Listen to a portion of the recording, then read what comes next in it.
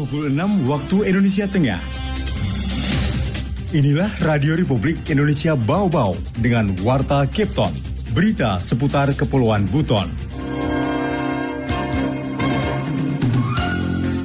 Untuk itu, isu peningkatan kualitas sumber daya manusia di Sulawesi Tenggara masih menjadi isu utama.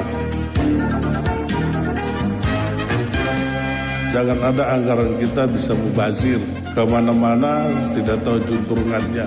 Habis tahun, habis anggaran.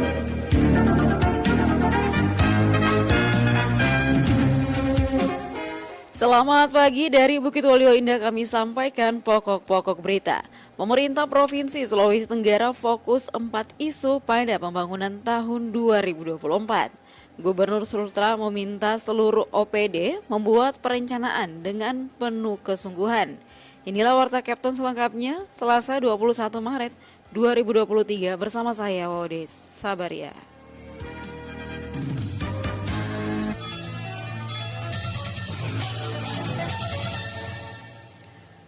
Baik pendengar, kita ke berita yang pertama. Pemerintah Provinsi Sulawesi Tenggara fokus 4 isu pada pembangunan tahun 2024. Mengenai hal itu, Hairul Mulku melaporkan.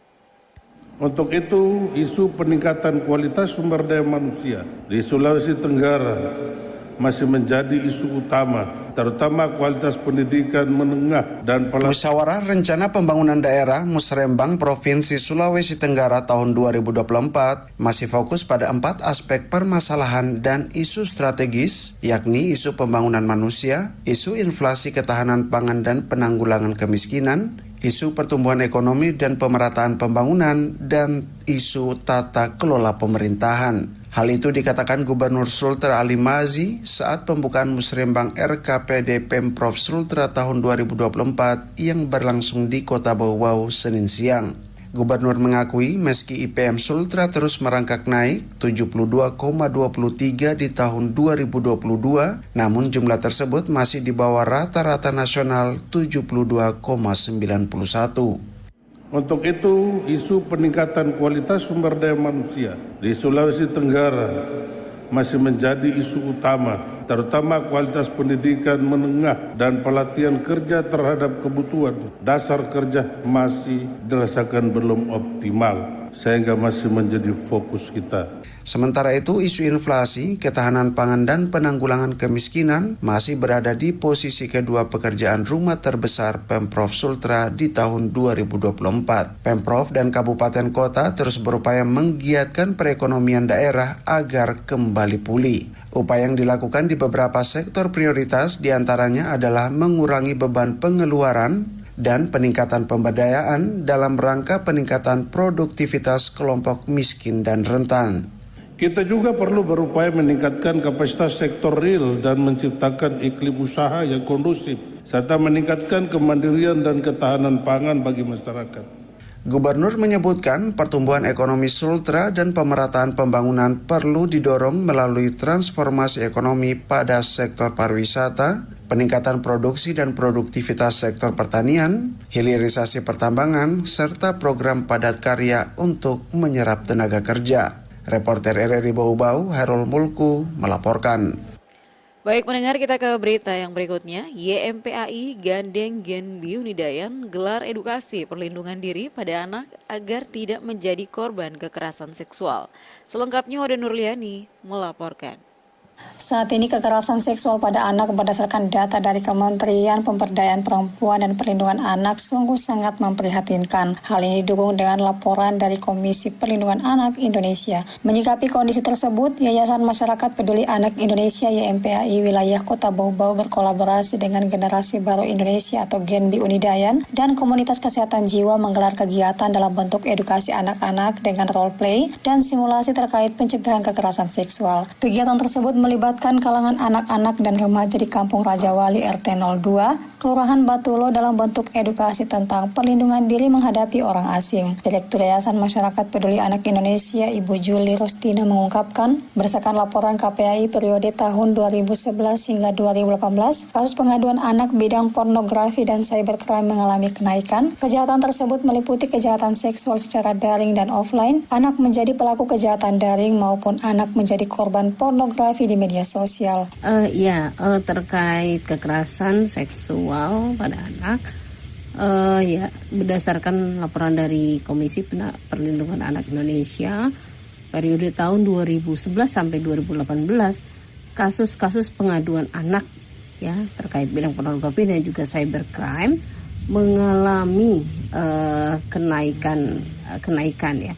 Sementara itu, Ainun Zauja selaku Ketua YMPI Bau-Bau mengatakan saat ini anak-anak Indonesia sedang menghadapi kondisi darurat kekerasan seksual. Pelaku kekerasan kadangkala datang dari orang asing dengan iming-iming beragam tawaran seperti mainan, belajar bersama, makan bersama, dan beragam pemberian barang mewah seperti HP Android. Menurutnya, ketidakpaspadaan dan ketidakpahaman anak dalam pencegahan kekerasan seksual yang berasal dari orang asing menandakan perlunya edukasi untuk meningkatkan pengetahuan, sikap, dan perilaku dalam pencegahan kekerasan seksual. Akademisi itu menjelaskan tujuan penyelenggaraan kegiatan tersebut untuk memberikan edukasi kepada anak dan remaja agar memiliki keterampilan hidup terkait cara melindungi diri dari bahaya kejahatan seksual. Selain itu, melatih anak dan remaja agar memiliki kepekaan dan kewaspadaan dalam bentuk insting alami mengenali motif para pelaku kejahatan pada anak dan remaja. Wade Nurliani, reporteri Bau-Bau, melaporkan. Anda sedang mendengarkan Warta Kepton, berita seputar Kepulauan Buton. Baik pendengar, kita ke berita selanjutnya. Gubernur Sultra meminta seluruh OPD membuat perencanaan dengan penuh kesungguhan. Mengenai hal itu, kembali Hairul Mulku melaporkan. Jangan ada anggaran kita bisa mubazir kemana-mana, tidak tahu junturungannya. Habis tahun habis anggaran. Apalagi hari ini kita masih kesulitan anggaran. Gubernur Sulawesi Tenggara Ali Mazzi menyebut pandemi COVID-19 yang berlangsung selama 2 tahun sangat berdampak besar terhadap pencapaian program-program prioritas. Sejumlah program yang mestinya sudah dituntaskan, kini masih tertinggal dan menyisakan pekerjaan rumah. Hal itu diungkapkan orang nomor 1 di Bumi Anoa saat kegiatan Musrembang RKPD Sultra 2024 di Kota Bau-Bau. Memang semua ini kita salah, tapi semuanya 100% bukan kesalahan kita, kesalahan kehadiran COVID-19. Jadi priorisasi 2018-2023, 2 tahun lebih kita tidak bisa melakukan pergerakan dalam rangka pembangunan, baik pembangunan manusia maupun infrastruktur. Terkait hal itu, Gubernur meminta seluruh kepala organisasi perangkat daerah agar membuat perencanaan dengan penuh kesungguhan. Gubernur menegaskan jangan ada perencanaan yang dibuat tiba masa tiba akal yang berdampak pada tidak termanfaatkannya anggaran secara optimal, tidak tepat guna dan tidak tepat sasaran sehingga mubazir. Para OPD harus serius dalam menyusun program kerja, program anggaran. Jangan ada anggaran kita bisa mubazir kemana-mana, tidak tahu junturungannya. Habis tahun habis anggaran. Apalagi hari ini kita masih kesulitan anggaran. Kepada pemateri yang mewakili Menteri Dalam Negeri dan Menteri PPN Bappenas yang hadir secara virtual dalam musrembang tersebut, Gubernur Ali Mazzi menilai perlu adanya subsidi silang antara Pemprov yang telah maju dengan Pemprov di daerah timur Indonesia yang masih berjuang dalam pembangunan.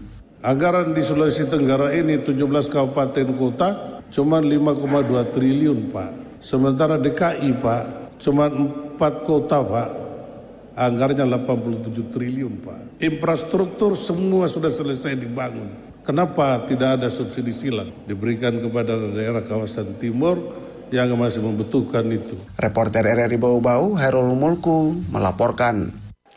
Baik pendengar, kita ke berita yang terakhir. Badan Pertanahan Nasional atau BPN Kota Bau-Bau telah menuntaskan pemotretan udara sebagai cara memetakan bidang tanah yang menjadi sasaran program pendaftaran tanah Sistem Lengkap atau PTSL pada tahun 2023 ini.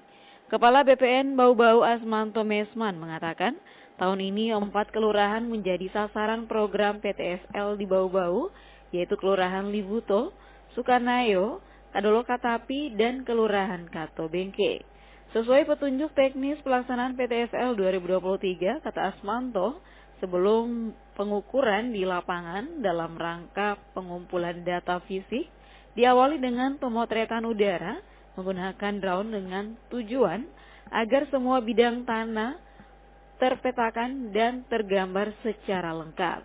Tahun ini, lanjut Asmanto, pihaknya diberi target menerbitkan sertifikat melalui program PTSL sebanyak 3.000 bidang tersebar di 4 kelurahan.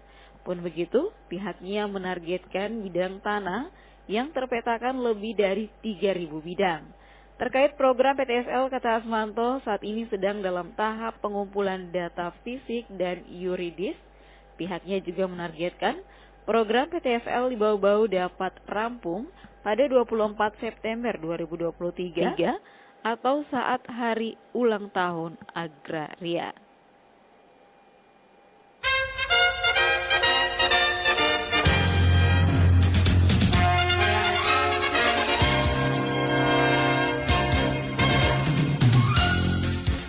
Saudara, sebelum kami akhiri, kembali kami sampaikan pokok-pokok berita. Pemerintah Provinsi Sulawesi Tenggara fokus 4 isu pada pembangunan tahun 2024. Gubernur Sultra meminta seluruh OPD membuat perencanaan dengan penuh kesungguhan. Demikian Warta Kapten hari ini, mewakili kerabat kerja saya ucapkan selamat pagi.